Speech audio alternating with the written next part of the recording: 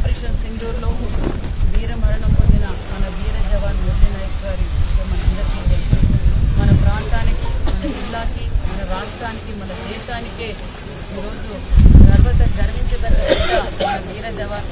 మరి వీర జవాన్ కన్న తల్లిదండ్రులకు కూడా శిరస్సు వంటి ధన్యవాదాలు కూడా తెలియజేస్తున్నాం. ఇప్పుడు మేమందరం మీ కుటుంబానికి అండగా ఉంటామని చెప్పాం. ఖచ్చితంగా మేము అండగా ఉంటామని కూడా తెలియజేస్తూ ఆ రోజు ముఖ్యమంత్రి చంద్రబాబు నాయుడు గారు, యువగల అధినేత నారా లోకేష్ బాబు గారు, డిప్యూటీ సీఎం గారు, స్వయాన యువగల అధినేత నారా లోకేష్ గారు డిప్యూటీ సీఎం గారికి వచ్చి ఘన నివారణ కూడా అందించారు.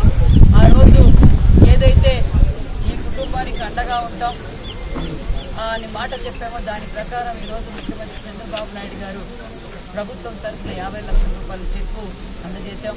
అంతేకాకుండా వాళ్లకు 6 ఎకరాల స్థలం కూడా 5 ఎకరాల స్థలం కూడా మేము అందజేశాం. 5 ఎకరాల పొలము, 6 సెంట్ల స్థలము కూడా ఈరోజు మేము అందజేశాం.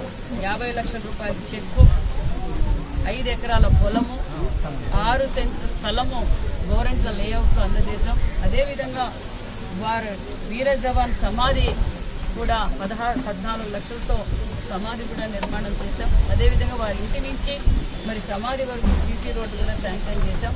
మరి వారి తల్లిదండ్రులు, గ్రామస్తులు అందరూ కోరుకున్నట్లుగానే ఈ ఊరి పేరు కూడా మార్చాలన్నారు. అవి రెవెన్యూ రికార్డ్స్ ప్రకారం అడుగులు వేస్తున్నాం.